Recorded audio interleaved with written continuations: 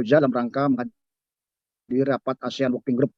Baik, pada saat ini saya ingin menyampaikan 4 hal, 4 slide ya, terkait dengan transformasi penguatan rantai pasok dan pengembangan pemasaran produk hasil hutan melalui penjaminan legalitas dan kelestarian yang menjadi dasar penguatan revisi P8. Next ke slide 1. Slide 1. Pada slide pertama ini saya ingin menegaskan bahwa pengolahan dan pemasaran hasil hutan tidak lagi tetapi menjadi bagian dari pemanfaatan hutan itu sendiri, karena hal ini memberikan landasan regulasi yang lebih kuat bagi upaya membangun rantai pasok hasil hutan yang legal, lestari, dan berdaya saing. Selain itu, rancangan ini juga mempertegas bahwa legalitas keterusan sistem yang saling mendukung dalam membangun kepercayaan pasar. Pada saat sama, instrumennya yang selama ini telah menjadi kekuatan Indonesia, HL, legalitas, dokumen fee legal, lisensi flekti, serta LVI. Next ke slide 2. Pada slide 2 ini saya ingin menyampaikan perubahan paradigma dalam rancangan revisi P8. Yang pertama adalah pengolahan dan pemasaran hasil hutan kini diposisikan sebagai bagian dari pemanfaatan hutan. Ini merupakan perubahan yang cukup mendasar ya. Selama ini pemasaran sering dipersepsikan sebagai kegiatan hilir yang berdiri sendiri. Namun melalui rancangan ini pemasaran menjadi bagian dari keseluruhan sistem PHL. Dengan demikian, upaya pemerintah dalam mendorong promosi, pengembangan pasar maupun peningkatan daya saing akan memperoleh landasan regulasi yang semakin kuat. Perubahan kedua adalah integrasi antara legalitas, ketelusuran, dan kelestarian. Ketiga aspek ini tidak lagi dipandang sebagai persyaratan yang terpisah, melainkan sebagai satu kesatuan yang membangun kredibilitas rantai pasok hasil hutan Indonesia. Perubahan ketiga adalah orientasi regulasi yang semakin mendukung kepastian berusaha, iklim investasi, dan peningkatan daya saing. Adapun instrumennya utama yang tetap dipertahankan, yaitu SPLK tetap menjadi fondasi sistem penjaminan legalitas dan kelestarian. Kemudian SPHL dan SL legalitas tetap menjadi instrumen sertifikasi yang memberikan pengakuan terhadap pengelolaan hutan maupun legalitas. Untuk perdagangan internasional, dokumen fee legal dan lisensi flekti juga tetap dipertahankan sebagai instrumen yang mendukung akses pasar ekspor sesuai tujuan negaranya. Sementara itu, LVVI tetap memiliki peran yang sangat strategis sebagai lembaga independen yang menjaga kredibilitas proses penilaian dan verifikasi. Intinya bahwa dalam transformasi ini kami tidak mengubah fondasi sistem yang telah dibangun selama ini, tetapi justru legalitas dan pemasaran, sehingga dapat meningkatkan daya saing produk hasil hutan Indonesia di pasar global. Next ke slide ketiga. Bapak Ibu yang saya hormati, adanya transformasi kebijakan ini membawa implikasi yang cukup signifikan terhadap pengembangan pemasaran hasil hutan, regulasi pemasaran.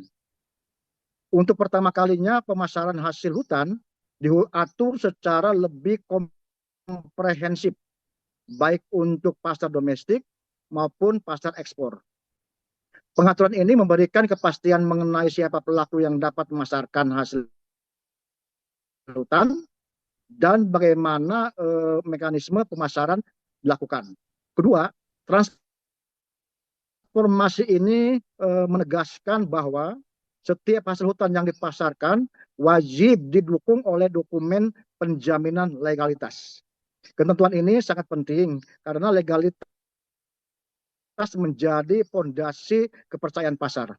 Ketiga, pemerintah diberikan mandat yang lebih luas untuk melakukan pengembangan pasar, mulai dari promosi, fasilitasi kemitraan usaha, pelatihan pemasaran, kerjasama internasional, hingga pembinaan pemasaran. Implikasi ini juga menekankan adanya dukungan terhadap UMKM, yaitu tidak hanya berupa fasilitasi sertifikasi SPLK, tetapi juga mencakup fasilitasi penerbitan dokumen pengadaan barang pemerintah yang memanfaatkan produk sertifikat, serta peningkatan kapasitas pelaku usaha dalam aspek pemasaran dan penjaminan legalitas. Intinya adalah bahwa SPLK tidak lagi diposisikan semata-mata sebagai instrumen verifikasi legalitas, tetapi mulai diarahkan sebagai instrumen pengembangan pasar.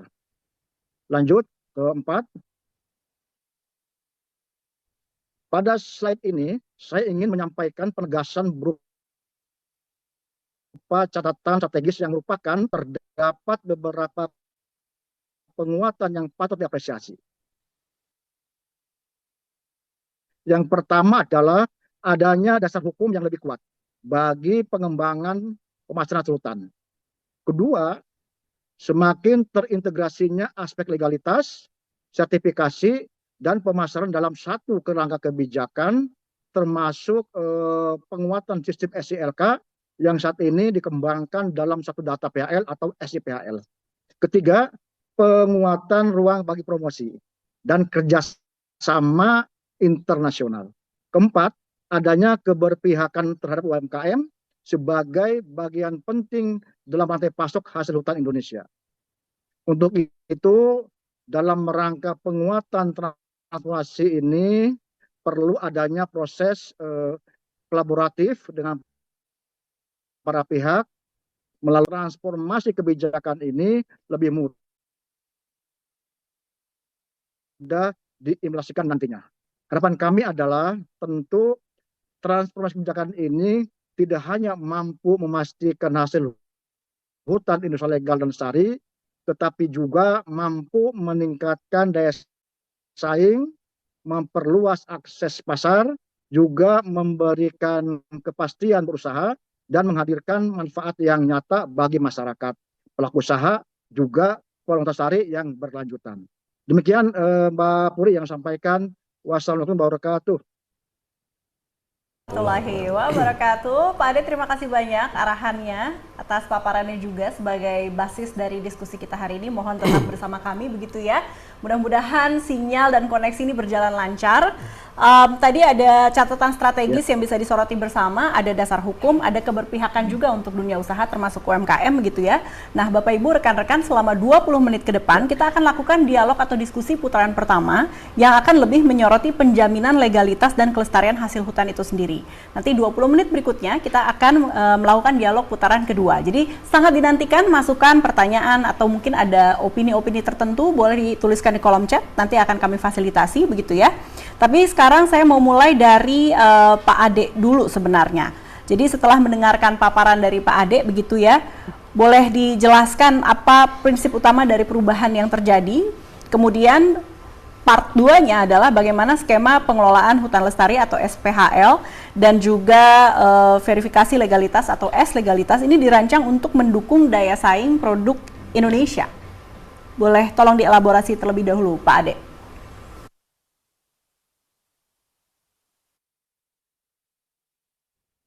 Terima kasih Mbak Puri.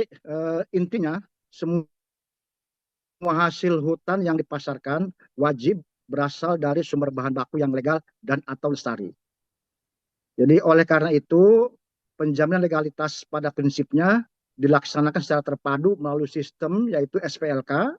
Saat ini pun ada SPLK Plus yang meliputi SPHL, S legalitas, deklarasi mandiri, dan dokumen legal. Terkait dengan verifikasi itu ada namanya juga skema penilaian kinerja. Sedikit follow up Pak ya, di lapangan ini kan suka juga bermunculan anggapan atau persepsi begitu ya, bahwa sertifikasi SPLK ini membebani juga pelaku usaha karena dianggap biayanya tinggi. Bagaimana Bapak menanggapi persepsi tersebut?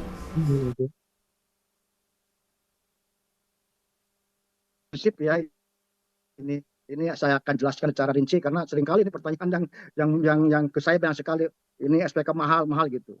Jadi intinya gini, kalau bicara biaya pelaksanaan SPLK harus dilihat dari cara pandang yang profesional. Artinya bahwa biaya SPLK itu bukan sekedar biaya personal, melainkan sebagai investasi nilai tambah. Ini yang harus kita pahami.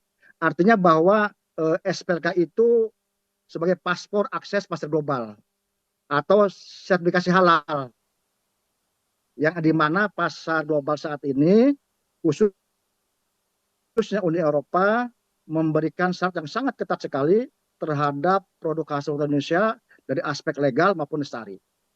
Maka saya yakinkan bahwa biaya yang dikeluarkan dalam sertifikasi jangan masuk untuk pasar yang lebih luas dan eksklusif. Jadi produk yang bersertifikat ini, SPLK, itu memiliki daya tawar yang tinggi. Jadi tanpa SPLK, produk hasil hutan tentu akan kehilangan nilai positifnya.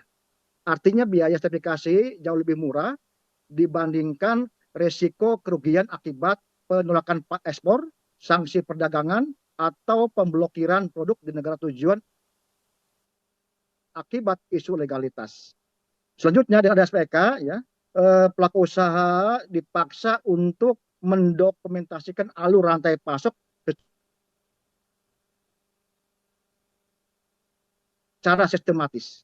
Efek sampingnya adalah administrasi yang pada akhirnya dapat menekan biaya hidden cost atau tak terduga akibat ketidakteraturan atau adanya pelanggaran yang tentu dapat berdampak pada penyelesaian hukum dengan resiko biaya yang lebih mahal daripada biaya sertifikasi.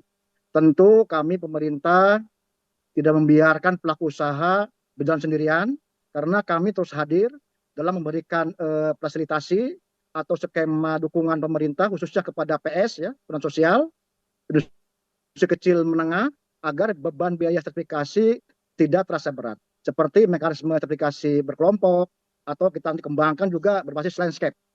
Juga adanya rencana kami juga uji coba audit kombinasi ini dengan FSC sama FSC. Dan yang utama yang ingin sampaikan adalah intinya kita harus sadar bahwa sertifikat SPK ini adalah sebuah bencana hutan untuk generasi mendatang. Jadi biaya sertifikasi ini yang dikeluarkan ini adalah cara kita memastikan bahwa hasil hutan yang kita gunakan adalah hutan yang beretika dan legal. Demikian Pak Puri, makasih. Pak Ade, langsung saja ini sepertinya pas jika spotlightnya justru saya berikan ke Pak Indrawan dulu begitu ya, dari perspektif industri. Melanjutkan apa yang Pak Ade katakan, mungkin ada tanggapan begitu ya. Selain saya juga mau bertanya sejauh mana SPLK ini telah membantu membuka akses ke pasar internasional, khususnya dalam menghadapi regulasi seperti EUDR itu sendiri. Silakan. Ya, baik, terima kasih Mbak Puri. Mbak Puri. Mohon maaf. Memang kita pahami bersama bahwa masalah lingkungan ini adalah merupakan isu global. Jadi banyak pihak yang terus dan bahkan sering mengkampanyekan terkait dengan pola produksi dan konsumsi bertanggung jawab, terutama di negara-negara maju yang notabene merupakan pangsa pasar utama dari produk-produk hasil hutan kita, termasuk juga di dalamnya furniture. Jadi pemerintah di negara-negara tersebut telah mengeluarkan berbagai regulasi dalam rangka melarang penyebaran ataupun kegiatan-kegiatan yang dapat mengganggu keseimbangan lingkungan.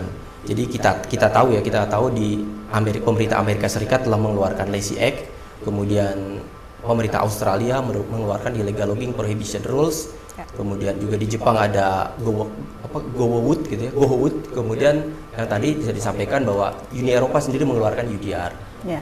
Jadi memang ini sudah menjadi isu nasional terkait dengan kelestarian lingkungan ini, sehingga dapat kita pahami bahwa tren dari furniture global saat ini memang mengarah kepada sustainable furniture. Artinya menuntut bahan baku yang digunakan adalah bahan baku yang dapat dijamin legalitas dan juga ketelusurannya. Dengan demikian bisa kita katakan bahwa SVLK ini menjadi suatu instrumen yang dapat kita jadikan sebagai fondasi akses pasar bagi produk furniture Indonesia untuk masuk ke pasar global. Karena memang SVLK ini juga kita tahu telah menjamin kelestarian dari kepastian dari legalitas bahan baku yang digunakan, terutama kayu, dan juga telah diterima oleh Uni Eropa sebagai bagian dari FLEGT license untuk skema UTR, European Union Timber Regulation.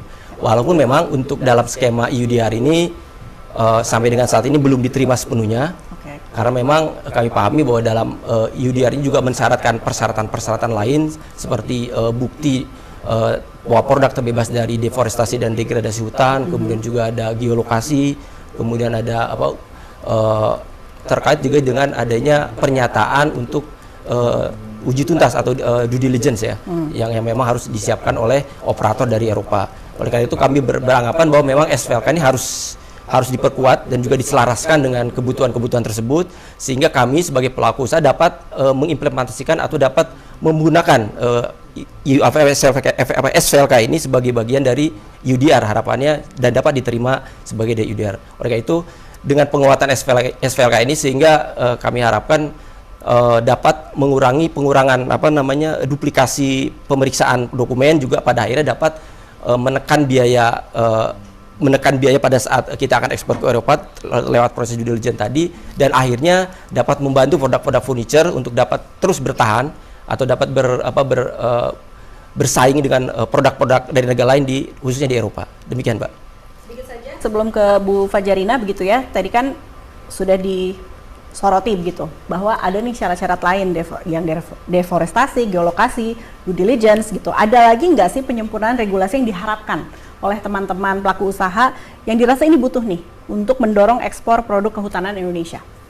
Ya, baik. Sebenarnya penguatan itu adalah penguatan dari SVLK sendiri ke arah ketelusuran, juga tadi geolokasi tentunya, ya, dan juga terang bebas dari deforestasi dan degradasi hutan. Baik.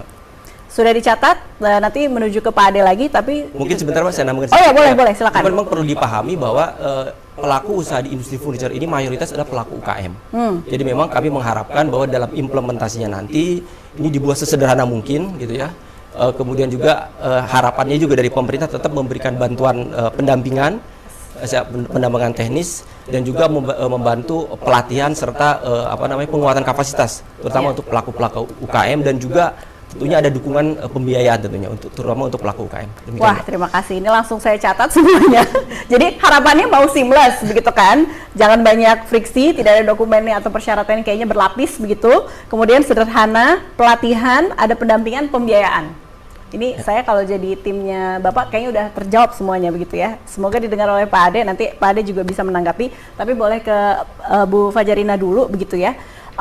Tujuan sistem ini kan membangun trust. Tadi kan sudah dikatakan juga ya oleh Pak Dir gitu. Nah, gimana agar sistem penilaian yang baru dapat diterapkan oleh seluruh klien LPVI begitu ya, lembaga penilaian dan verifikasi independen, dan apakah LPVI juga bisa menggunakannya sebagai acuan? Silakan. Baik, terima kasih Mbak Puri. Jadi tadi betul sekali Mbak Puri bahwa sistem penilaian baru ini akan diterapkan oleh klien LPVI, Lembaga Penilai dan Verifikasi Independen, tadi yang Pak Indrawan sampaikan, pelaku usaha. Dan nanti sistem penilaian yang baru ini akan digunakan oleh LPVI sebagai acuan untuk menilai bagaimana penerapannya di pelaku usaha. Tentu saja ada beberapa hal yang perlu kita perhatikan bersama di situ, bahwa skema ini atau sistem penilaian yang baru ini harus telah disetujui, disepakati, dan yang penting telah menjadi regulasi ini Mbak Puri. Regulasi yang telah disepakati tentu saja oleh segala pihak. Yang kedua, baik LPVI maupun klien pelaku usaha dari klien LPVI ini juga memahami bagaimana sistem penilaian yang baru ini. Kemudian tentu saja LPVI dan klien kompetensi personilnya juga harus dipastikan. Dan tentu saja yang tidak kalah penting adalah kebijakan transisinya. Transisi dari sistem penilaian yang lama ke sistem penilaian yang baru. Harapannya saya setuju dengan Pak Indrawan, tidak memberatkan. Itu bisa dengan smooth dilalui oleh pelaku usaha maupun LPVI-nya sendiri. Jadi yang perlu kita garis bawahi di sini, Mbak Puri, bahwa tidak semata-mata hanya sosialisasi, Mbak Puri. Kita harus menyiapkan beberapa hal, kompetensi personilnya, bagaimana pemahamannya harus sama, bagaimana pemahaman terhadap semua ketentuan yang ada di peraturan atau sistem yang penilaian yang baru ini harus disepakati. Kemudian juga kebijakan atau prosedur terkait misalnya masa transisi. Kemudian kalau di akreditasi ada namanya witnessing atau istilahnya asesmen penyaksian. Kemudian nanti pengawasan bahwa segalanya telah dipastikan atau telah diimplementasikan secara konsisten. Itu mungkin Mbak Puri. Baik, terima kasih. Ini gimana caranya semua orang punya pemahaman yang sama, itu kan ya. Jadi perlu tidak hanya berhenti di sosialisasi, ada pendampingan gitu ya, ada edukasi juga, sehingga transisi sistem lama ke sistem penilaian yang baru lebih dipahami, smooth dan semua orang paham. Baik, nah sekarang ke Bang Timer, terima kasih. Bang Timer sudah mau menunggu gitu ya. Saat ini kan ada, mungkin tidak semua, tapi sebagian pandangan bahwa legal aja udah cukup kok, yang penting legal gitu ya. Nah kalau lihat kondisi sekarang, realistisnya bagaimana Bang Timer ini menilai tata kelola usaha kehutanan dan pemasaran hasil hutan kita? Apakah sudah memenuhi prinsip keberlanjutan atau bagaimana? Silakan. Ya, makasih Mbak Puri. Ya. Tadi saya mau nikmati betul ngomong sistem segala macam. Karena kalau saya sih ngukurnya mau simpel gitu ya. Saya mau lihat hutannya. Sistemnya bagus, tapi kalau hutannya rusak berarti sistemnya gagal. Dan sialnya itu yang sedang kita hadapi. Kami barusan beberapa waktu lalu merilis deforestasi Indonesia itu meningkat 66% tahun 2025 gitu. Jadi artinya sistem kita gagal ke sana gitu. Dan ini tantangan besar karena kami juga melihat bahwa hampir separuh hutan alam Indonesia itu nggak ada perlindungan hukumnya. Jadi ini dasar sekali. Jadi kalau ini nggak kita jawab, mau sistem sebagus apapun itu, maaf nih di ujung sana, ya saya kan lebih memilih hutannya tetap harus ini. Sistemnya jelek, hutannya lestari itu lebih bagus daripada sistemnya bagus tapi hutannya rusak. Nah, yang kita hadapi sekarang ini menurut saya adalah situasinya demikian. Apalagi kalau pertanyaannya legal. Ya. Di analisis yang kami bisa dilihat di simontini.id itu 58% deforestasi kita justru legal. Jadi legal saja, legal dalam konteks kita, terutama dalam konteks Indonesia, sesudah omnibus, legal itu jadi soal betul sama kita sekarang. Ya. Karena kita preteli betul perlindungan-perlindungan yang kita punya dan semuanya jadi legal. Yang seolah-olah ilegal zaman dulu itu karena salah lahir aja gitu. Kalau lahirnya dia sesudah omnibus, dia udah nggak ilegal gitu. Dia udah legal jadinya. Ya. Jadi ini menjadi soal betul termasuk kepada SPLK, dan dalam konteks sekarang ini momentum untuk kita perbaiki. Kami melihat kebetulan saya mengikuti SPLK ini dari bahkan sebelum ada barangnya. Saya ikut ngedraft nolnya sampai sekarang masih ngikutin. Jadi melihat betul bagaimana pelemahan dan bagaimana SPLK itu melemah. Terutama soal transparansi. Bagaimana kemudian RKU, RKT, segala macam peta-peta itu sekarang nggak bisa dibuka. Ketika itu nggak ada, apa yang bisa diharapkan dari sistem ini? Menurut saya itu yang harus itu sangat mendasar. Kalau nggak ada prasyarat informasi bagi pihak lain untuk memantau, ini barang ini nggak ada gunanya nih. Kalau saya bilang begitu. Jadi maaf ini Pak Ade, ini harus dibuka betul. Karena kalau RKT peta-peta kerja itu nggak dibuka, bagaimana kita tahu? Bagaimana sistem bisa mengenalinya gitu. Kami dengan AI, dengan machine learning, bahkan bisa sekarang mendeteksi degradasi, sehingga ketahuan bahwa ada HPH atau unit usaha yang hutannya aneh degradasinya, karena begitu kalau kita tebang selektif itu kan degradasi. Kalau tebang habis itu deforestasi. Ya. Nah, degradasi saja kami bisa sekarang mendeteksi ini aneh ini gitu, ini anomali. Jadi publik di sana, di luar sana tahu betul itu. Jadi kalau kita masih coba bermain dengan sistem kita dan nggak bisa mendeteksi, sistem kita ini tidak akan jadi tertawaan di pasar aja gitu.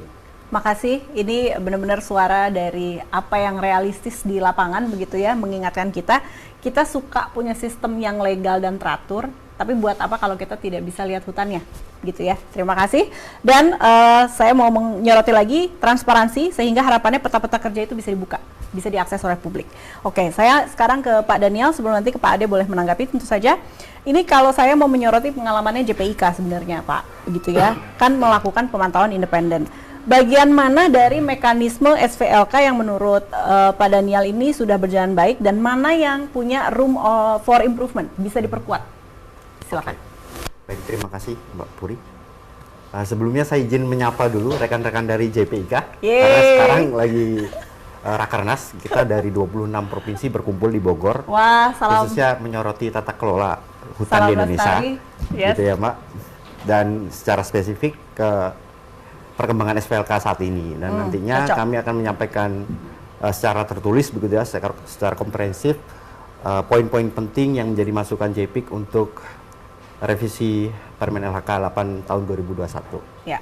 Nah, kembali ke pertanyaan Mbak Puri soal apa yang sebenarnya sudah berjalan baik di mekanisme SVLK ini, kami melihat dan perlu diapresiasi memang SVLK menjadi salah satu mandatory system yang punya standar dan pedoman yang cukup jelas gitu ya, dalam konteks legal compliance begitu.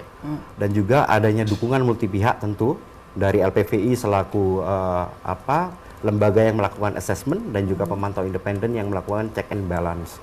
Dan perkembangan terakhir tentunya SVLK sudah memiliki sistem ketertelusuran sekarang, tinggal dibangun integrasinya dan semoga kedepannya ini semakin bisa diperbaiki. Nah, namun demikian tentunya dalam proses perkembangan pelaksanaan SVLK ada beberapa catatan penting dari kami pemantau independen tentunya yang menyoroti soal proses dari assessment dan audit atau audit begitu ya, khususnya dalam konteks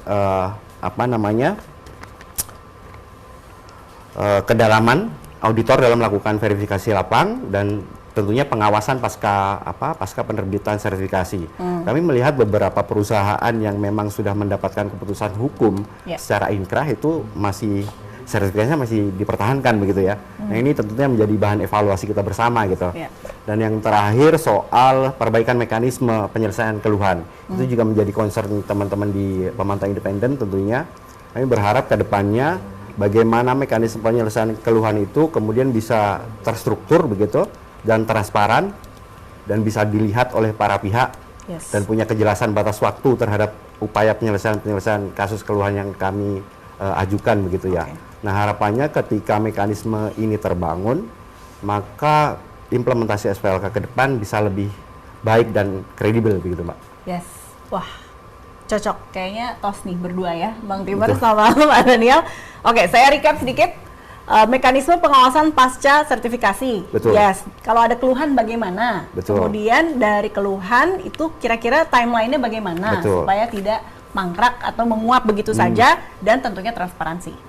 Oke, baik. Saya juga sekarang mengundang Bapak Ibu peserta yang bergabung secara online. Kalau tadi seru ya melihat banyak penanggap gitu ya, Pak Ade juga ini secara jarak jauh menyimak. Kalau ada yang menjadi concern pribadi atau dari organisasi masing-masing, boleh dituliskan di kolom chat, kami nantikan. Segera nanti kami akan bahas bersama penanggap dan juga Pak Dir di sini. Nah, kita sudah memasuki putaran kedua, walaupun sebenarnya tidak ada segregasi yang sangat fokus begitu ya. Kita akan langsung sebanyak-banyaknya bisa mengulas apa yang bisa diulas begitu. Kalau sekarang saya mau menyoroti tadi penguatan pasar, geolokasi, dan ketelusuran rantai pasok sebelum nanti Pak Ade juga akan bisa menanggapi apa yang menjadi concern dari teman-teman penanggap di sini. Sehingga sekarang saya mau kembali ke Kamboja. Pak Ade, semoga masih bersama kami, sudah mendengar apa yang menjadi concern teman-teman penanggap. Masih bersama kami?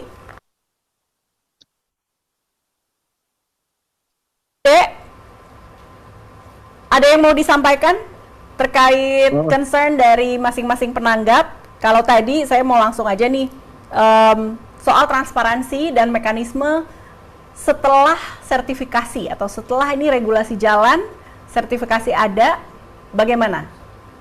Ya. Terima kasih Mbak Puri, ini terima kasih nih masukan yang luar biasa dari Asmindo, dari KAN, Auriga dan Pak JPIK ya. Ini menjadi catatan saya, udah saya tulis udah catat. Intinya gini, ini kita mempunyai terobosan. Pertama ya, kita ini terus ya komit terhadap produk hasil desa yang memang legal lestari. Ini nggak boleh dipisah ini. Ini suatu suatu hal yang memang sebagai kembar, nggak boleh dipisah. Legal dan lestari itu prinsip. Nah, sekarang kita betul ya banyak sekali ya yang kemarin bisa legal tapi nggak lestari. Sekarang kita di dalam regulasi kita akan tekankan itu adalah harus kayu legal dan lestari. Seperti apa tuh? Kayu-kayu yang land clearing, PKKNK yang memang memang hanya untuk menebang kayu tanpa menanam kembali, kita tidak akan jadikan sebagai rantai pasok ekspor. Ini catatan kita ini. Kecuali dia budaya. Ini udah terobosan ini. Kedua tentu ya yang tadi disampaikan kita akan menguatkan sistem kita. Ini catatan kita ya. Memang namanya transparansi adalah suatu ukuran adalah melalui digitalisasi. SILK kita akan kuatkan ya. Kita akan integrasikan antara SILK dengan nanti ada kami kuatkan RPBI ya sifatnya pengolahan akibat dampak dari PP 28 hubungan dengan SIPU dan SIPASHUT. Memang kendala yang kemarin kita akses masalah RKU ya, akses masalah ke sistem yang memang belum sempurna. Kita akan sempurnakan Pak Timar ya. Intinya kami pemerintah tentu ya namanya nggak mungkin kita akan menyembunyikan, tapi dalam rangka good governance kita akan komitmen terhadap masa transparansi ini. Artinya bahwa tentu ya dalam data informasi ada yang bisa dibuka dan yang tidak. Tapi kita prinsip catat kita bahwa itu adalah masalah keterbukaan, transparansi adalah penting. Apalagi sekarang namanya produk hasil hutan. EUDR sangat ketat sekali mengenai persyaratan produk hasil kita. Termasuk nanti ini geolokasi. Udah kami input di dalam regulasi P8 ini, termasuk penguatan di SK 95. Ya ini catatan kita. Nah untuk terkait dengan masalah PPI kita kuatkan. Pasti ya kalau ada PPI yang memang tidak sesuai, tentu akan kita lapor ke KAN. Ini kan adalah perannya pembinaan LPPI supaya memang rantainya jelas tuh rantai pasoknya, rantai alurnya, perannya masing-masing, termasuk penguatan lembaga pemantau independen ini Pak Timar ya harus kita terbuka menerima masukan dari Auriga supaya kita semakin terpercaya nih trust penting sekali ke depan ini kita bersaing sama negara lain. Maka kita kuatkan SPK Plus, termasuk kita kuatkan masalah pemantau independen. Kita kuat kolaborasi bersama. Tentu kita untuk yang UMKM, kita dampingi itu. Karena di situ harus hadir negara-negara nih. Masih pembiayaannya, pembinaannya. Termasuk nanti regulasi baru ini, kita solusi kepada mereka. Supaya mereka semakin kompeten dan paham tentang alur daripada proses aplikasi dan apa itu produk legal dan lestari. Itu dari saya, Mbak Puri, makasih. Baik, terima kasih. Tentunya nanti teman-teman di sini juga bisa memberikan feedback tambahan begitu ya. Tapi kalau boleh sekarang spotlightnya ke Pak Ade kembali Pak. Kalau sekarang saya mau menyoroti lebih khusus soal penguatan pasar, geolokasi, dan rantai pasok itu sendiri. Gimana ini bisa ditelusuri begitu ya. Gimana strategi dari Kementerian sendiri, Kementerian Kehutanan memastikan keterlacakan bahan baku hingga ke titik asal. Karena ini tadi sudah disampaikan oleh Pak Indrawan. Sebenarnya kan kalau kita mau ibaratnya mau ekspor ke luar negeri pasti ditanya. Nah ini gimana memastikan keterlacakannya itu memang tepat? Silakan Pak. Terima kasih Mbak Puri. Tentu ini sebagai penguatan pemerintah kami ya harus ini supaya tata kelolanya kita bangun nih. Jadi intinya kita membangun good forestry governance. Tadi kami masukkan sebagai good forestry governance. Tentu strategi yang kami lakukan adalah memastikan keterlacakan geolokasi itu adalah menguatkan instrumen kami. Yaitu apa? Penguatan sistem yang terintegrasi, yaitu antara tadi SIPASHUT dengan SIPU dan SILK, sehingga ini rantainya akan jelas nih, dari mulai tadi geolokasinya sampai ke dokumen peredarannya sampai ke ekspornya, jadi udah jelas tuh alurnya tuh, itu akan transparan sekali. Dan titik koordinat ya geolokasi ini tentu akan terbaca nanti di dalam dokumen fee legal, jadi berupa barcode yang dapat scan. Jadi kalau seandainya nanti Bapak Ibu ingin tahu fee legal, pasti itu ada barcode tuh. Itulah bukti keterlacakan geolokasi. Demikian Mbak Puri. Ya, terima kasih Pak Ade. Ini saya langsung spotlightnya ke Pak Indrawan sendiri gitu ya. Ini kan tadi sudah ada hub forestry governance dengan sistem barcode, tapi kan mungkin yang di lapangan akan berbeda atau ada glitch atau tantangan tertentu ya yang dirasakan gitu. Pak Indrawan silakan. Baik, terima kasih Mbak. Jadi sudah saya sampaikan tadi bahwa untuk di kami di furniture ini mayoritas adalah pelaku UKM Mbak. Jadi memang jika ada masalah-masalah ini sangat sensitif, sehingga harapan kami adalah memang itu tadi perlu dibuat sistem sesederhana mungkin. Juga perlu pendampingan teknis dan juga pelatihan untuk para pelaku usaha ini. Karena memang tidak mudah merubah kebiasaan teman-teman yang sudah terbiasa berjalan dengan sistem yang sudah ada. Walaupun kami paham bahwa ini adalah untuk menuju kebaikan di masa yang akan datang, karena memang tuntutan pasar saat ini kami pahami. Kami juga sudah banyak menerima permintaan dari para buyers, terutama dari Eropa dan Amerika Serikat. Mereka sudah meminta tuh, Mbak, memberikan form-form gitu yang harus diisi oleh teman-teman, dan kita kesulitan karena tiap negara ini beda-beda nih. Buyer dari Belgia kasih form kita isi, ada lagi dari Belanda formnya beda lagi. Mungkin nanti dari Kementerian Kehutanan bisa memfasilitasi kami atau membangun sebuah sistem. Jadi kita itu formnya disamakan saja semua kan gitu. Jadi kita nggak susah nih kalau UKM ini berbeda sedikit aja, bingung betul. Iya. Nanti cita-cita kita mau daya saingnya naik gitu ya, malah takutnya malah stagnan gitu ya untuk dari perspektif teman-teman UMKM gitu. Pak Ade, ada yang mau ditambahkan? Kamboja nih ke Pak Ade, mungkin nggak ya form beda-beda terlalu banyak karena request dari negara yang berbeda ini bisa disederhanakan? Bisa dibantu dari kementerian? Silakan. Makasih Mbak Puri ya, masukan dari Pak Indrawan ya, catatan kita untuk perbaikan regulasi dan sistem kita itu. Intinya kita selalu ingin menyederhanakan karena nggak mau menyulitkan kita ya, mengenai format ya, mengenai kita pembinaan, mengenai kita penilaian secara berkelompok. Kita terus bertahap terus kita lakukan itu supaya memudahkan, menyederhanakan. Nanti kita terus akan kita masukan ini kita akan kita perhatikan. Makasih Mbak Puri. Baik, itu langsung ditampung. Pak Indrawan udah langsung di-highlight. Saya mau ke Bang Timer ya. Bang Timer juga udah gemes. Ada yang satu yang mau disampaikan. Boleh, silakan. Di sini Pak Ade, ngomong diundang begini Pak Ade. Saya kan diundang untuk ngomong tugas-tugas biasanya gitu. Nah Pak Ade, bisa nggak dibikin? Jadi kan di dalam sistem PHL itu sekarang kan banyak sistem tuh Pak. Jadi itu bisa nggak dibikin simple gitu, satu sistem saja.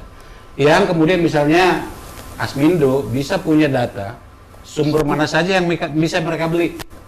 Jadi dari industri gitu, industri punya juga daftar tegakan mana yang bisa mereka beli, sehingga barangnya kelihatan semua nih di titik tegakan, disebutlah di unit manajemen, kita tahu pohon mana yang ditanam. Jadi kan kita kan punya sistem tuh Pak, TPTI dulu gitu, begitu tebang mestinya tanam gitu.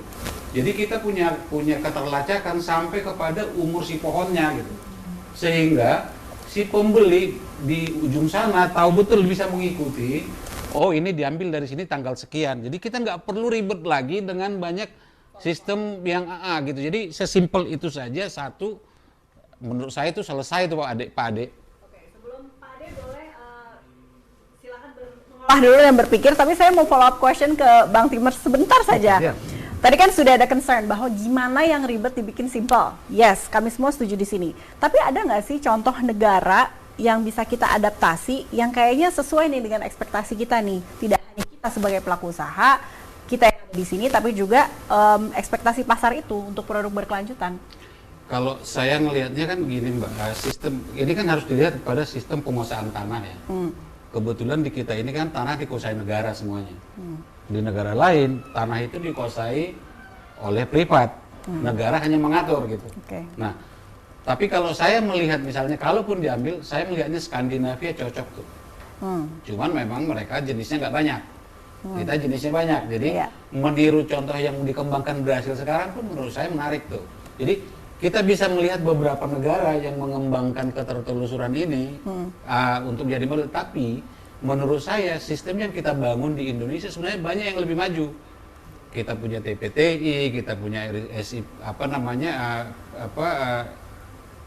industri RPBBI, kita punya segala macam. Jadi sebenarnya di kita pun persoalannya kita Pak Adi menurut saya adalah bahwa datanya nggak pernah kita pakai.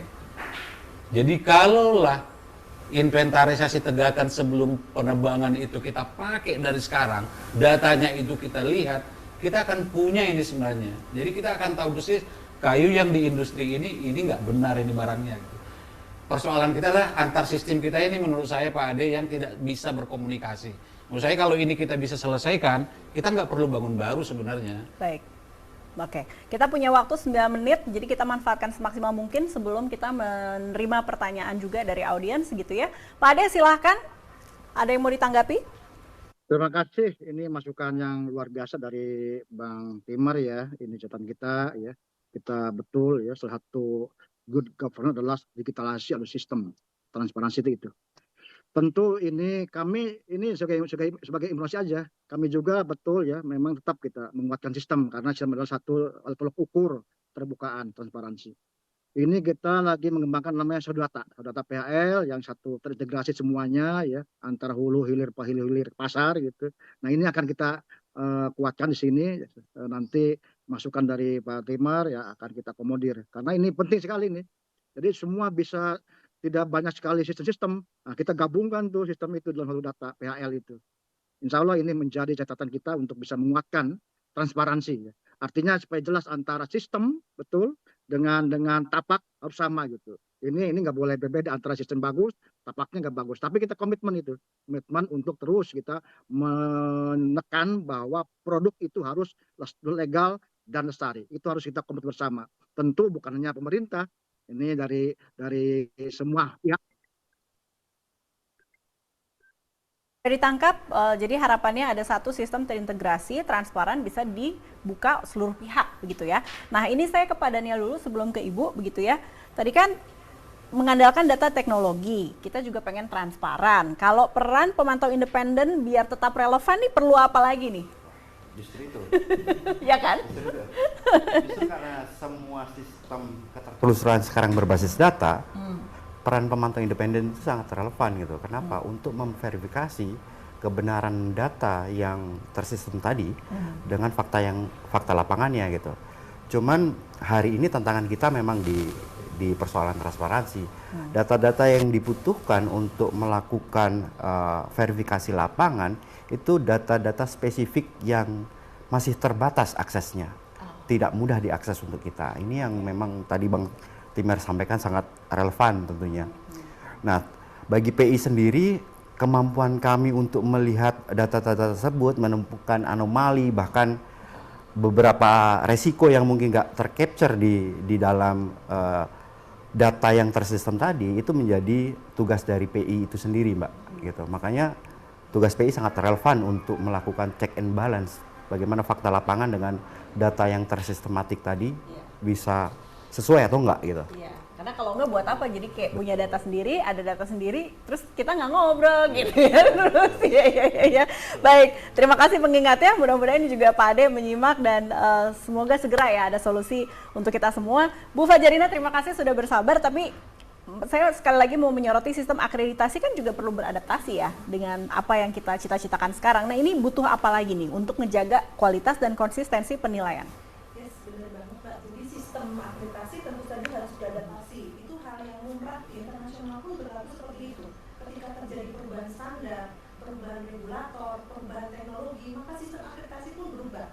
Menyesuaikan, maksudnya beradaptasi, termasuk kompetensi personelnya. Sebagai contoh, kalau tadi disebutkan sistemnya nanti terintegrasi. Nah, asesor dari akreditasi pun harus memahami sistem itu kan Mbak. Jadi itu pun termasuk kata kunci beradaptasi. Namun demikian yang saya sampaikan juga pada kesempatan yang baik ini, bahwa yang saya sampaikan pada kebijakan pada kesempatan yang pastikan on dulu. Terima kasih Bang Timar sudah membantu. Pada kesempatan yang baik ini, bahwa pada dasarnya sistem akreditasi tetap berdasarkan standar SNI ISO IC 17065 yang diadopsi langsung dari ISO IC 17065 yang diadopsi identik dari standar internasional. Masuk nggak Pak? Boleh sekali lagi? Ya. Boleh disoroti, jadi sebenarnya kalau kita lihat dari kualitas atau apa rujukan penilaian itu dari mana tadi ISO berapa? Dari ISO IC 17065 yang sekarang sudah diadop identik menjadi SNI ISO IC 17065. Di situ adalah persyaratan untuk lembaga sertifikasi produk, proses dan jasa termasuk LPVI di sini. Dan saya sampaikan juga Mbak Puri, Komite Akreditasi Nasional berkomitmen penuh untuk memastikan 3 hal utama. Yang pertama adalah terlaksananya imparsialitas, terus kompetensi itu juga disorot terus, dan juga konsistensi penerapannya. Kita bersama menuju Indonesia maju, Mbak Puri, nantinya pengakuan dari global pun dapat terus diperkuat. Demikian Mbak Puri. Imparsial, kompeten, konsisten. Oke, terima kasih. Pak Ade masih bersama kami, mudah-mudahan ada tanggapan lagi sebelum kita membuka pertanyaan kepada audiens yang telah bergabung secara online untuk pertanyaan mereka-mereka. Silakan. Terima kasih Mbak Puri. Jadi intinya tadi betul ya, RPPI sebagai ujung tombaknya sertifikasi ya.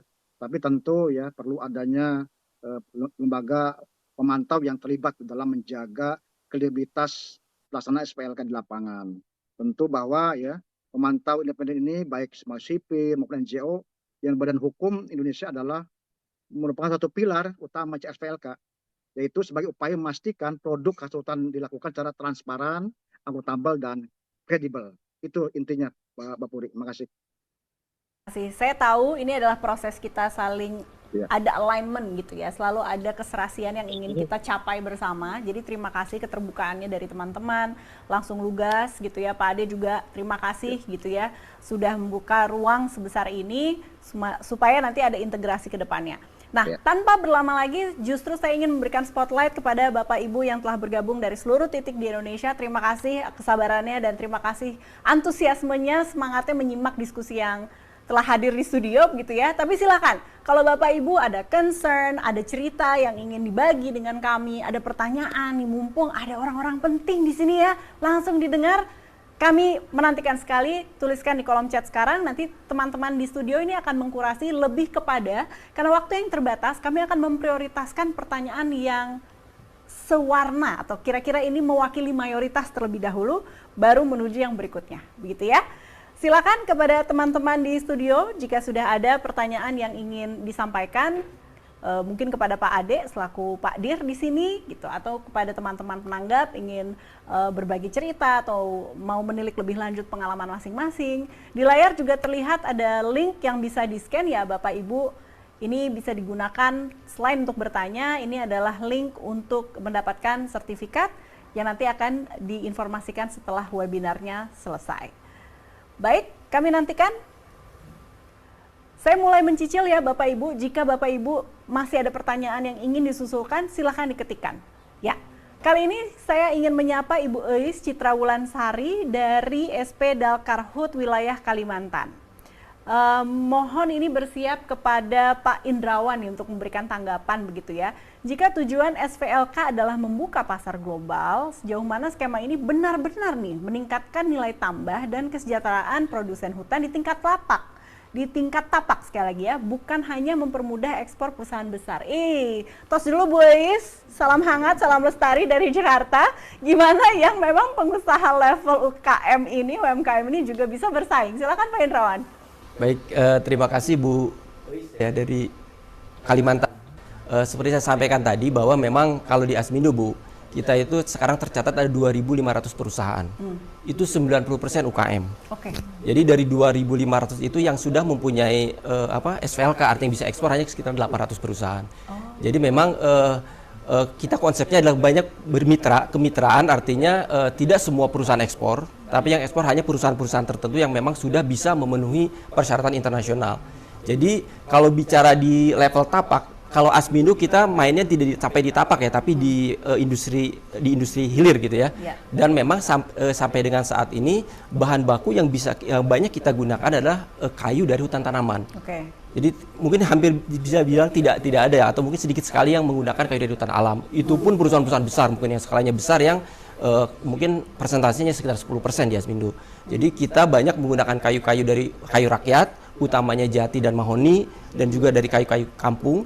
Dan sebetulnya kalau bicara bagaimana kesejahteraan di tingkat tapak, itu seharusnya ini sudah terkait ya, karena memang kita sendiri dari industri tidak pernah membeli kayu langsung ke petani. Artinya banyak perantainya panjang. Jadi ada pengepul macam-macam lah. Jadi kalau mungkin ini perlu juga diperbaiki Pak Timur, mungkin ada mekanisme yang karena apabila jalur ini pun bisa dipangkas, itu akan juga meningkatkan efisiensi dari anggota kami, karena memang kapasitas dari anggota Asmindo itu dalam membeli bahan baku tidak banyak. Jadi kita nggak bisa banyak-banyak, jadi nggak bisa langsung ke petani, tetapi lewat pengepul. Ada middleman lah di situ. Kurang lebih begitu. Jadi kita akan sangat berterima kasih apabila pemerintah bisa memfasilitasi, bisa membangun sebuah pusat logistik gitu. Jadi kita nggak perlu beli logs, Kita hanya perlu beli papan aja yang siap pakai. Jadi nanti industri ini hanya fokus di pemasaran, kemudian di desain industri. Kita bahan baku sudah disiapkan oleh tadi lembaga tadi yang bisa memfasilitasi itu. Ya, Bang Timur ini anggukannya sudah luar biasa. Jadi saya memberikan spotlight kepada Bang Timur. Ada yang mau ditambahkan ya dalam concern kepada teman-teman UMKM yang mau bersaing lah di pasar global gitu. Iya, saya hanya menambahkan dari Pak Indrawan tadi bahwa kan concern saya adalah ini, mendengar Pak Indrawan tadi, saya meyakini bahwa industri kehutanan kita itu bukan sunset. Selama ini seolah-olah industri kehutanan itu sunset, seolah industri akan mati gitu. Padahal sebenarnya industri kehutanan itu nilainya tinggi kan, dia unik, orang mau beli mahal. Tapi itu yang tidak kita manfaatkan karena banyak sekali misalnya. Jadi saya justru mengangguk-angguk mendengar Pak Indra tadi. Selaras ya? Iya. Selaras, terima kasih. Baik, saya tidak akan berlama lagi. Terima kasih Bu Ois pertanyaannya, semoga berkenan. Berikutnya Ibu Rianti bertanya kepada Pak Ade langsung nih, ke Pak Dir yang ada di Kamboja bergabung secara online untuk menerapkan SVLK. Bagaimana kebijakan untuk pelaku hutan rakyat, perhutanan sosial, dan juga industri UMKM itu sendiri. Pak Ade, semoga bisa terdengar jelas. Silakan ditanggapi Pak. Ibu Rianti. Terima kasih Bu Rianti ya, saya tulis tadi tentang masalah kegiatan dengan rakyat, PS sama UMKM. Jadi prinsipnya ini saya singkat saja ya, supaya dipedomani oleh semua bahwa untuk hutan rakyat itu adalah kayu budaya dari hutan hak ya, yang ditanam oleh masyarakat. Tentu ini pelaksanaan menggunakan deklarasi mandiri. Jadi kita pokoknya simpel aja, kita buat sederhana, kita buat memudahkan pada rakyat UMKM. Sedangkan kayu yang tumbuh alami tetap itu harus diperiksa LPI. Tapi yang budaya ya kalau rakyat itu langsung otomatis melalui deklarasi mandiri, DHH itu intinya. Jadi lebih mudah gitu. Bisa berkelompok ya, bersama-sama. Kita kembangkan juga landscape tuh nanti ke depan nih supaya biaya aspek itu lebih murah lagi gitu. Kedua, untuk PS ya, pemen kayu tuh wajib mengikuti penilaian pengelolaan hutan sehari melalui LPPI. Itu kalau seandainya memang kayu. Kalau kayu wajib oleh LPPI. Sedangkan untuk HBK tentu sama kayak rakyat tuh. HBK kan tidak berdampak, tidak beresiko tuh. Jadi menggunakan deklarasi mandiri. Terus untuk UMKM ya, kita tentu ya kita lakukan juga melalui SPLK secara verifikasinya melalui berkelompok. Nah, yang saya sampaikan tadi itu ya, berkelompok, didukung oleh biaya verifikasi, terus oleh pemasarannya sendiri dan dokumen ekspor. Kami hadir itu. Tiap tahun kami melakukan pendampingan nih untuk UMKM ya, kami dampingi, kami bina, terus supaya mereka paham. Karena rata mereka nggak paham juga tuh. Tapi coba ya tiap tahun kita dampingi dengan balai. Kita kuatkan balai ya, BPHL di manapun ya, untuk bisa melakukan pendampingan supaya dia bisa melakukan melakukan ke sistem kita terus dampingi, sederhanakan sehingga mereka merasa dimanusiakan, dan situlah hadir negara. Itu yang memang saat ini kita kembangkan ya. Ini berlaku ya, kita coba sederhana, profesional, dan didukung oleh pendampingan pemerintah. Demikian Mbak Puri, itu yang kita jawab. Intinya kita memudahkan pada pelayanan untuk para pihak yang kecil ya. Terima kasih. Jadi ingin saya tegaskan lagi nih biar detil lagi ya, biar detil bahwa kebijakan penerapan SVLK bagi pelaku hutan rakyat, hutan sosial dan industri UMKM tentu perlu menggunakan pendekatan wajib tetapi proporsional ya, dan tidak membebani pelaku skala kecil. Itu prinsip itu. Terus bentuk penjaminannya disesuaikan dengan sumber bahan baku, ya, jenis hasil hutan, tujuan pemasaran, dan tingkat risiko. Nah, untuk pelaku hutan rakyat itu, yang pertama adalah kayu budaya yang berasal dari hutan hak dapat menggunakan deklarasi hasil hutan secara mandiri.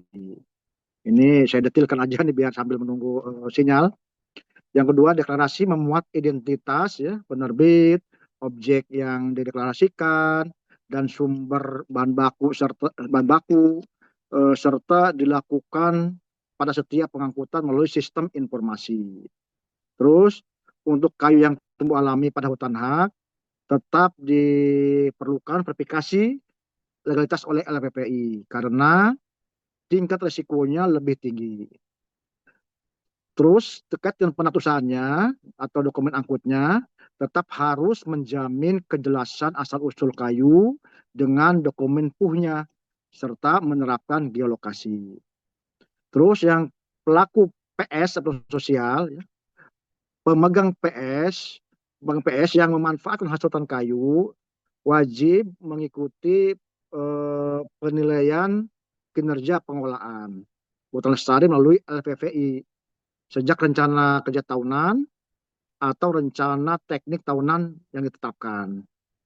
Terus untuk pemanfaatnya atau pemungutan hasil HBK-nya ya, HBK yang PPS, jadi penjaminannya dapat dilakukan melalui deklarasi mandiri.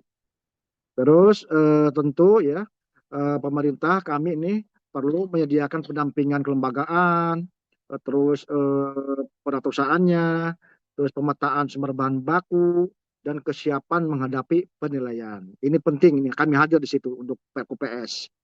Terus untuk industri UMKM, jadi PBPHH pada prinsipnya wajib mengikuti verifikasi legalitas. Tetapi usaha mikro, kecil dan menengah dapat melaksanakannya secara berkelompok. Itu intinya untuk menekan biaya dan memudahkan pendampingan.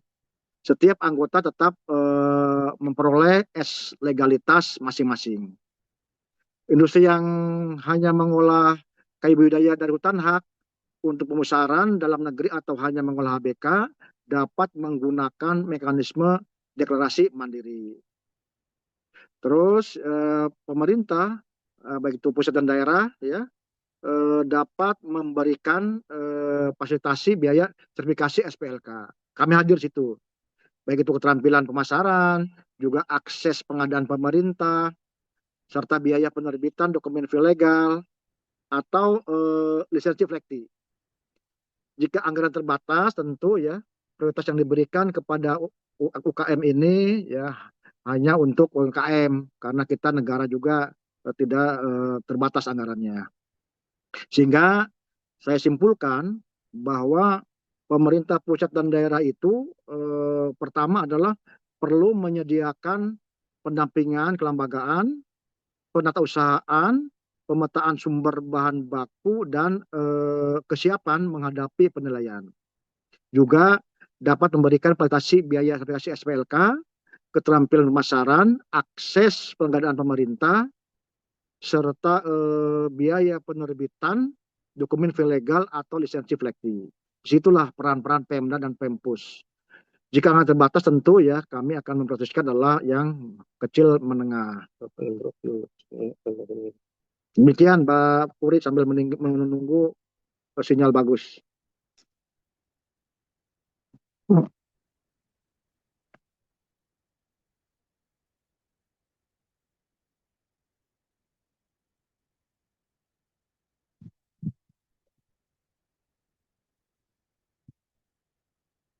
Terus saya sampaikan juga nih sambil jalan ya ini terkait dengan masalah kenapa juga impor kita lakukan ya ini sambil impor nih.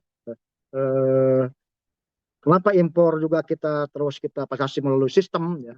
Karena kita harus memfilter tuh bahan baku impor. Artinya bahwa kita ini tetap komitmen dalam menjamin legalitas dan ketelacakan produk bahan baku impor dari luar.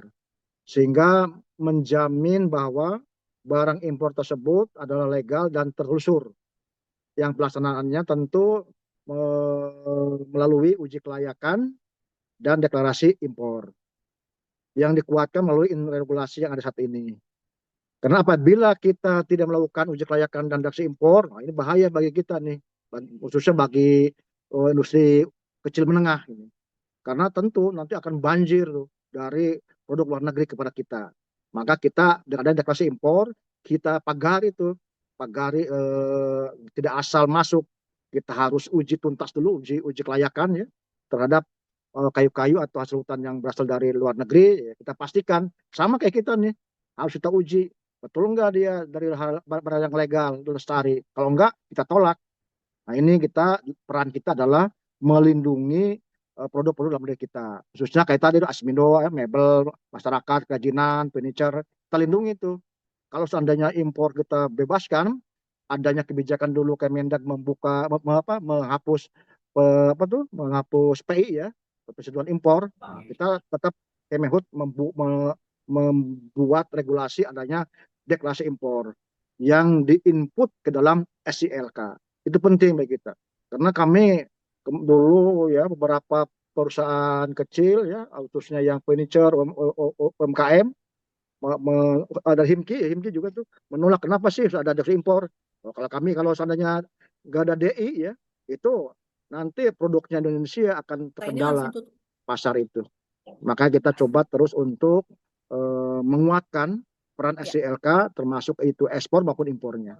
Demikian Mbak Puri untuk mengisi kekosongan sinyal. Pak Ade, Pak Direktur, Siap. salam hormat sekali lagi dari Jakarta. Mohon maaf, ini ada tantangan sinyal dan tantangan listrik di sisi kami. Oh gitu ya. Tapi saya juga terima kasih Pak Ade, ini langsung sigap ini ada yang ketawa nih teman-teman di sini. Mohon maaf ya, ini selalu ada tantangan ya. Kita boleh berencana, tapi tantangan ada di depan mata. Tapi terima kasih Pak Ade, ini langsung menjawab ya concern dari teman-teman Bapak Ibu yang sudah login di sini, begitu ya. Sedikit saja tadi jika ada yang terputus, Bang Timer, ada yang mau disampaikan ke Pak Ade biar saya yang menyuarakan. Bisa nggak Silakan ya. SPLK kayu adat di Papua karena itu kebutuhan betul itu. SVLK untuk kayu adat di Papua ini juga menjadi concern teman-teman gitu, utamanya di Tapak. Apakah sudah masuk dalam konsiderasi nih Pak Dir? Ya, terima kasih. Tentu ya kita perhatikan karena ini menjadi concern kita ya. Tapi yang penting bahwa kita adalah prinsipnya itu barang legal dan lestari. Kita harus legal dulu tuh. Jadi kalau di SPLK itu legal dulu, di sipunya benar enggak gitu, di SIPOS-nya benar enggak. Kalau udah itu rangkainya benar, insya Allah SPLK udah pasti kita akan proses sesuai ketentuan. Itu prinsip. Tapi prinsipnya kita harus akomodatif. Itu Bang Timur ya, kita harus koordinasi ini untuk supaya tidak ada kendala di lapangan ya, tapi prinsipnya adalah memastikan barang itu sudah secara hukum itu legal. Itu dulu. Makasih.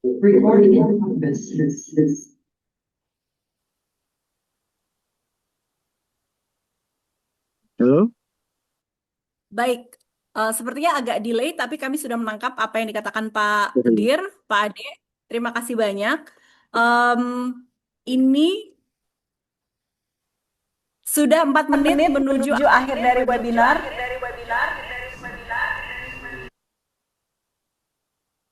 Semoga Pak Dir masih bersama kami dan bisa menyampaikan pesan penutup.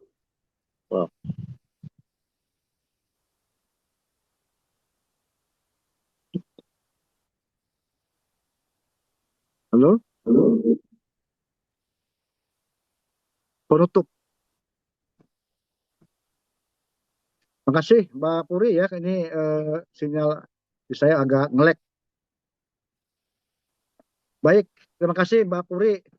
Pada kesempatan penutup ini ada 3 hal nih yang ingin saya tegaskan.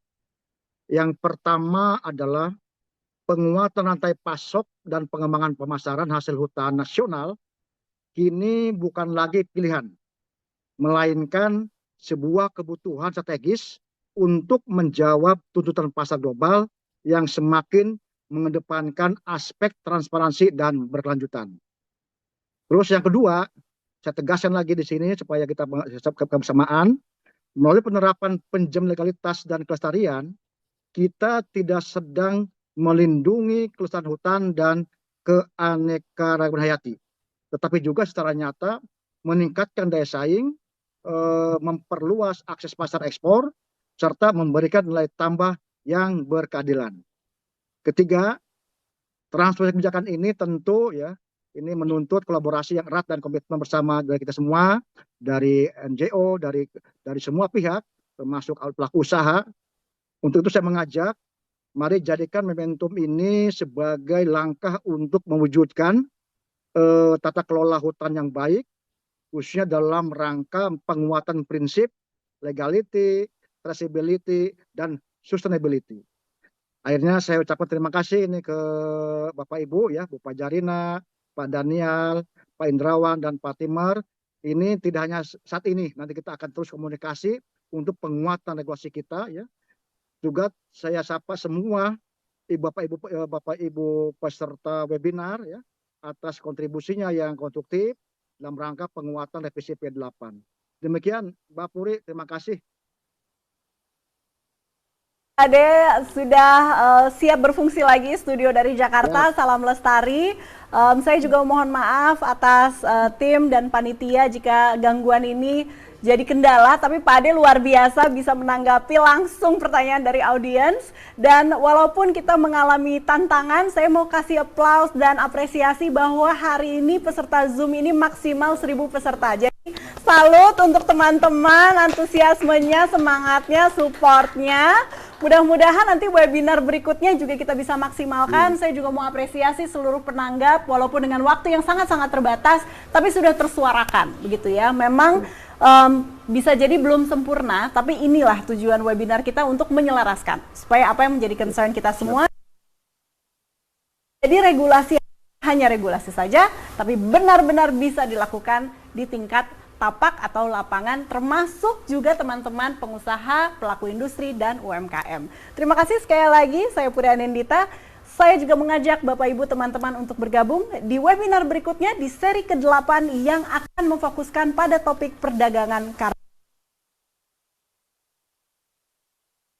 Di @ditjen PHL, dan webinar yang hari ini atau sebelumnya mungkin terlewat diikuti, silahkan lanjut bisa disaksikan di YouTube. Sekali lagi, terima kasih atas kepesertaan, antusiasmenya, dan pertanyaan dari teman-teman. Saya Puri Anindita pamit. Assalamualaikum warahmatullahi wabarakatuh. Sampai jumpa.